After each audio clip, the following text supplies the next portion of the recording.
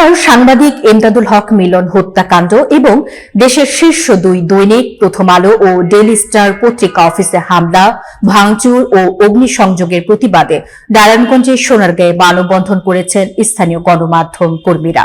তারা এই ঘটনাকে সংবাদপত্র ও মত প্রকাশের স্বাধীনতার উপর চরম আঘাত হিসেবে উল্লেখ করেছেন। স্টাফ রিপোর্টার মোহাম্মদ নূর নবী জনের ভিডিও চিত্রে বিস্তারিত। বুধবার সকাল ১১টায় সোনারগাঁয়ের মোগরাপাড়া চৌরাস্তা এলাকায় ঢাকা-চট্টগ্রাম মহাসড়কে এ মানববন্ধন কর্মসূচি অনুষ্ঠিত হয়। এতে সোনারগাঁয়ে কর্মরত প্রিন্ট ও ইলেকট্রনিক মিডিয়ার সাংবাদিকরা অংশ নেন।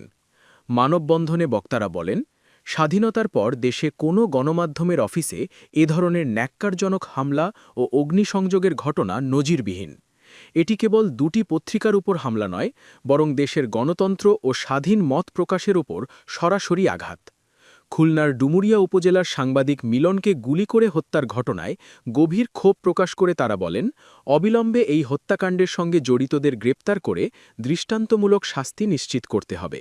একই সঙ্গে প্রথম আলো ও ডেইলি স্টার কার্যালয়ে হামলায় জড়িত দুর্বৃত্তদেরও আইনের আওতায় আনার দাবি জানান তারা।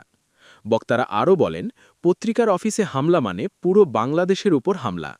এটি প্রমাণ করে দেশ কতটা সংকটময় সময় পার করছে।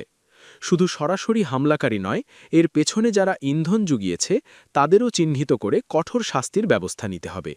মানববন্ধনে অংশ নেওয়া সাংবাদিকরা সারা দেশে কর্মরত গণমাধ্যম কর্মীদের নিরাপত্তা নিশ্চিত করার জোর দাবি জানান এবং স্বাধীন সাংবাদিকতা রক্ষায় রাষ্ট্রের কার্যকর ভূমিকার আহ্বান জানান।